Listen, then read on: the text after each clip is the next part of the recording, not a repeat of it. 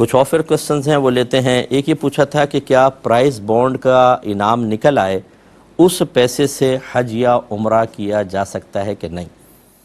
دیکھیں سب سے پہلے سمجھ لیں کہ اگر پرائز بانڈ ایسا ہے کہ آپ رکھیں تو اس پہ کوئی پروفٹ وغیرہ نہیں ملے گا. پہلی بات تو یہ اس طرح کے بانڈ منع ہوتے ہیں کہ وہ سود آپ کو مل رہا ہے. اور دوسرا یہ کہ آپ جب اس کو کیش کروائیں پورا پیسہ آپ کو واپس ملے گا, کوئی کٹوتی نہیں ہوتی ہے. ہاں یہ الگ بات ہے کہ جب آپ پرائز بانڈ اگر آپ کا انعام نکل آیا آپ لیتے ہیں تو ٹیکس کٹتا ہے, وہ ٹیکس ایک الگ چیز ہے. باقی آپ کا پرائز بانڈ کا مطلب آپ کو پیسہ دیا جاتا ہے انعام کا. تو ہمارے نزدیک اس میں نہ سود کا مفہوم پیدا ہوتا ہے نہ جوئے کا مفہوم, اس لیے ہم اس کو جائز کہتے ہیں. لیکن بہت سے علماء ایسے ہیں جو اپنے مخصوص دلائل کے ساتھ اس کو ناجائز بھی کہتے ہیں.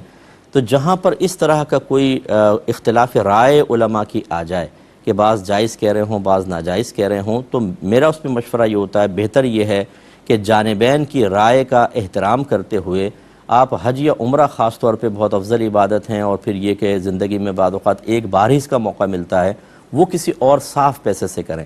جس کا طریقہ یہ ہو سکتا ہے کہ آپ کسی سے قرض لے لیں اور اس سے تمام معاملات کریں اور یہ والا پیسہ اس کو قرض کے جواب میں دے دیا جائے.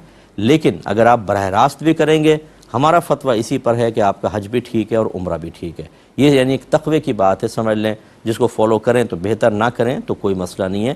کیونکہ علماء نے یہ لکھا کہ جہاں اختلاف رائے آ جائے فقہا کا علماء کا تو جو دونوں جانب کی رعایت کرنا افضل اور اولیٰ ہو جاتا ہے. تو افضل اور اولیٰ صورت اختیار کرنا چاہیں ٹھیک, ورنہ ہمارا فتویٰ یہی ہے کہ آپ اس پیسے سے حج یا عمرہ بالکل کر سکتے ہیں.